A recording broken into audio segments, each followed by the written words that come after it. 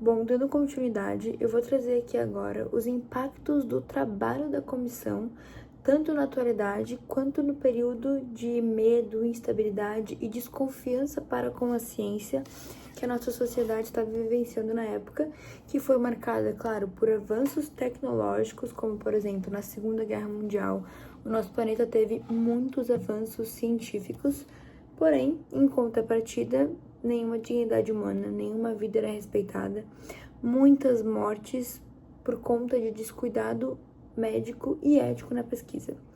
Bom, primeiramente, graças à comissão, é muito importante a gente falar que os seres humanos passaram a seguir padrões mais rígidos envolvendo eles mesmos em termos de pesquisa.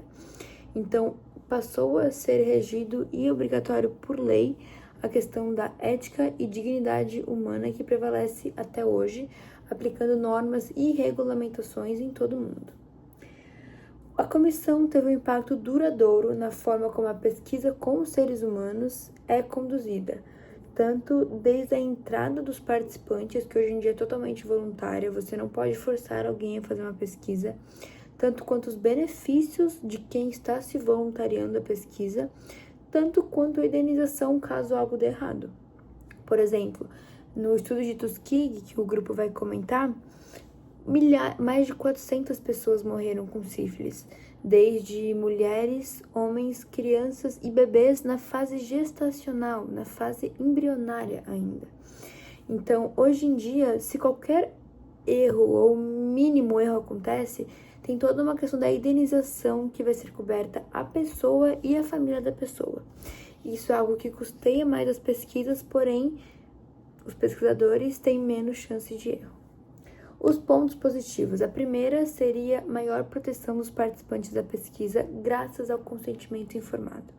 Hoje em dia, se você vai fazer uma pesquisa, o contrato seria gigantesco, avisando todos os possíveis erros, possíveis causas e cláusulas, e você só assina o contrato se você quiser e sabendo do que pode ocorrer, sabendo também da questão da indenização se algo der errado, ou o bem que você está fazendo em prol da sociedade, do avanço tecnológico, se doando por uma pesquisa, o que antigamente não tinha. E é claro que a gente tem que falar que grupos vulneráveis, como crianças, idosos e pessoas com deficiência, têm proteção especial para evitar exploração. A questão 2, que é uma parte de pontos positivos, seria a criação dos comitês de éticas em pesquisa, por exemplo, os IRBs e CEPs. Hoje, qualquer estudo envolvendo seres humanos precisa ser aprovado por um comitê de ética, como esse IRB, que é o Institutional Review Board dos Estados Unidos, e isso evita que pesquisas sejam conduzidas de maneira debaixo dos lençóis, de maneiras ilegais. Então, se você quer postar um estudo falando que seu remédio funciona e você testou em seres humanos, você é obrigado a ter uma aprovação do IRB ou do CEP comprovando que sua pesquisa estava dentro da legalidade, preservando a ética humana. O ponto 3 que eu cito seria influência nas diretrizes internacionais. Quando a gente fala de diretrizes internacionais, a gente pensa em contexto histórico e algo mais amplo, como, por exemplo, o relatório de Belmont. Ele influenciou a Declaração de Helsinki, que regula as pesquisas médicas em todo o mundo até hoje. Seria a mais importante de todas. E organizações como a OMS e a Unesco usam princípios deste relatório para afirmar as regulamentações éticas globais.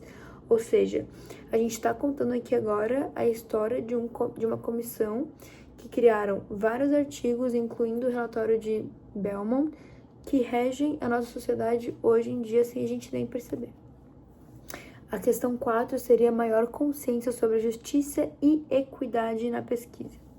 Pesquisadores agora precisam garantir que os benefícios das pesquisas sejam distribuídos de forma justas, sem explorar determinados grupos sociais ou econômicos. Ou seja, muito claro, mulheres não devem ser tratadas diferente, crianças, homens ou pessoas com deficiência, tampouco bebês. O que na época era completamente desprezado. Na época, eles pegavam pessoas que nasciam com deficiência e usavam de mecanismo de estudo porque a vida deles, teoricamente, não era uma vida válida. E hoje em dia, tem uma equidade e uma justiça que está envolvendo todo esse grupo de pessoas. Agora, os pontos negativos e desafios atuais. A questão da burocracia e dificuldade na aprovação de pesquisas. A professora Rita comentou na aula passada que é muito difícil aqui na Univale ser aprovado um TIC com o tema crianças, porque é um assunto muito delicado, porque a criança não sabe se proteger, ela não conhece ainda o conceito de autonomia, ela não sabe o que é direito dela e o que é dever dela. Então, qualquer estudo envolvendo crianças, por exemplo, é um estudo muito mais caro, que requer um time de pesquisas muito mais qualificado, e isso aumenta os custos e custeia a pesquisa. Logo, é muito mais difícil a gente criar um remédio para uma criança do que para um adulto, justamente por essa questão. Então, seria um ponto negativo, porque a questão da ética acaba dificultando os pesquisadores a fazerem estudos relacionados a essa parcela populacional. 2. Desafios na pesquisa com inteligência artificial e Big Data.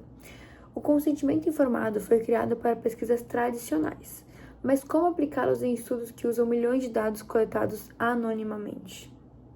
Isso é um conceito que acredito que deixaria qualquer pessoa confusa, né? E até porque se a gente citar que a inteligência artificial cresce a cada segundo e a ciência não inova a cada segundo, é muito difícil a gente ter um avanço tecnológico, porque requer muito estudo e requer muita pesquisa. Digamos que a inteligência artificial e o Big Data sairiam na nossa frente disparado, o que cria uma disparidade com a nossa sociedade em relação à inovação. Então é preciso achar um meio de atrelar esses dois mundos e fazer algo ético e inovador. Algoritmos podem reproduzir discriminações sem que os pesquisadores recebam e percebam, criando desafios para a aplicação do princípio de justiça. Logo, é muito fácil você alterar uma pesquisa em anonimato e mudar anos de estudo e muito dinheiro envolvido. A questão 3. Questões de éticas em biotecnologia e engenharia genética. Pesquisas com edição genética, que seria o CRISPR, e outros avanços biomédicos levantaram novas preocupações sobre ética e consentimento. O relatório Belmont ajuda a guiar essas discussões, mas muitas questões ainda não têm respostas claras. Anda junto com o que eu acabei de citar agora, da questão da da internet, do Big Data. Tudo questão de anonimato é complicado, mas aqui edição genética vai além disso, né? Vai você modificar o gene de um ser humano. E a gente pode citar de exemplo, por exemplo, o Elon Musk, um bilionário do século XXI, que ele literalmente programa seus filhos para nascerem do jeito que ele quer.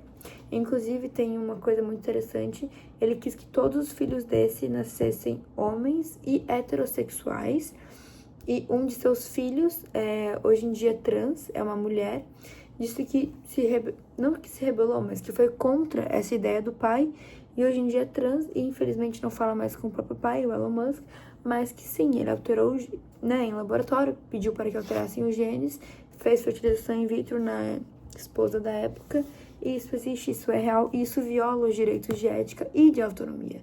Porque você tem a sua autonomia de nascer e não se identificar com o seu corpo, ou de simplesmente ter o direito de nascer como era para você ter nascido, ao invés de você ter sido modificado geneticamente.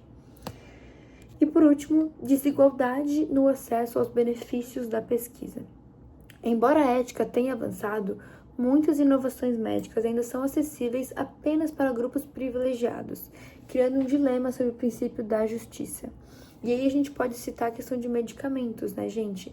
É claro que a gente, graças a Deus, a gente tem o SUS, que funciona do seu jeito, funciona muito bem. Aqui no nosso estado é um lugar maravilhoso. E hoje em dia, se você tem hipertensão arterial, você vai no postinho e pega o seu remédio. Mas, por exemplo, um paciente tem esclerose múltipla ou uma doença sistêmica, que o remédio tem que ser importado e algo assim, é muito difícil você ter esse acesso se você não tiver um mínimo de conhecimento de estudo sobre seus direitos. O que populações mais marginalizadas e fragilizadas talvez não tenham, porque nem sabem que tem esse direito. E por fim, trazendo uma reflexão final, a comissão teve um papel essencial na criação de um sistema de proteção para participantes de pesquisas científicas. A palavra-chave é proteção, garantindo que abusos do passado, como os que eu citei na época de Hitler, não se repitam. No entanto, os avanços tecnológicos e científicos trazem novos desafios que exigem atualizações constantes das regulamentações. A gente nunca pode parar de estudar, claro, como médicos, mas a questão da parte das pessoas que regem as leis também não podem parar, porque a sociedade está mudando. O equilíbrio entre inovação e proteção continua sendo um debate central na bioética atual. E eu deixo vocês com essa. Beijinho!